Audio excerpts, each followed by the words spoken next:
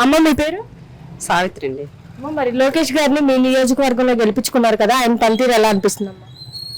పని బాగానే చేస్తున్నాడు అండి. మాకు అన్ని పథకాలు కానీ అన్ని బాగానే అందుతున్నాయి. బాగానే ఉంది.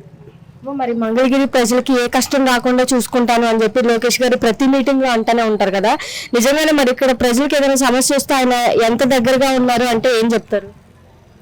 బాగానే ఆఫీస్ దగ్గరికి వెళ్తే బాగానే అన్ని చూస్తారండి. ఏమైనా సమస్య ఉంటే తెలుసుకొని బాగానే చేస్తున్నారండి మాకు.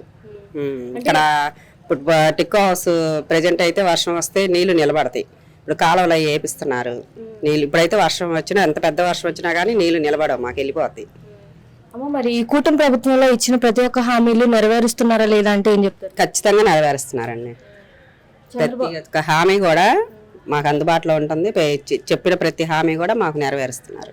అలాగే మరి ఇప్పటి వరకు చంద్రబాబు నాయుడు గారి పరిపాలన అనేది చూసారు కదమ్మా, చంద్రబాబు నాయుడు గారి పరిపాలనకి జగన్ గారి పరిపాలనకి ఏమైనా తేడా అనిపించిందా? తేడా ఉందండి. లోకేష్ గారి పరిపాలనే బాగా ఉంది. చంద్రబాబు నాయుడు కానీ లోకేష్ కానీ ఈ పవన్ కళ్యాణ్ కానీ బాగా చేస్తున్నారండి పరిపాలన. అమ్మ మరి గత 5 సంవత్సరాల్లో చూసుకుంటే కంపెనీస్ పరంగా ఏమైనా తీసుకొచ్చారా? కంపెనీస్ చాలా వచ్చినాయి కదండి. ఇంకా అంటే అందుబాటులో మనకి ఇంకా రాలేదు. కంపెనీస్ అయితే వస్తున్నాయి. ఇంకా మనకి జగన్ గారు ఉన్నప్పుడమ్మా, జగన్ గారు ఉన్నప్పుడు కంపెనీస్ ఏవి రాలేదు.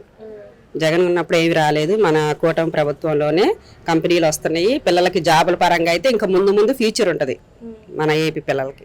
అమ్మ మరి ఈ ప్రభుత్వం ద్వారా రాబోయే రోజుల్లో చూసుకుంటే యువతకి నిరుద్యోగ సమస్య అనేది తీరి మరి ఉద్యోగ అవకాశాలు పెరుగుతాయి అంటారా? చాలా చాలా పెరుగుతాయి. ఇంకొక 5 ఏళ్ళు 10 ఏళ్ళు ఉంటే లోకేష్ గారు కానీ చంద్రబాబు నాయుడు కానీ ఇంకొక 10 ఏళ్ళు ఉంటే అసలు మన ఇకల్లో ఇప్పుడు వచ్చే జనరేషన్ మాత్రం బాగా ఉంటారు. బాగా జాబ్లు వస్తాయి. బాగుంటుంది మన ఏపీలో.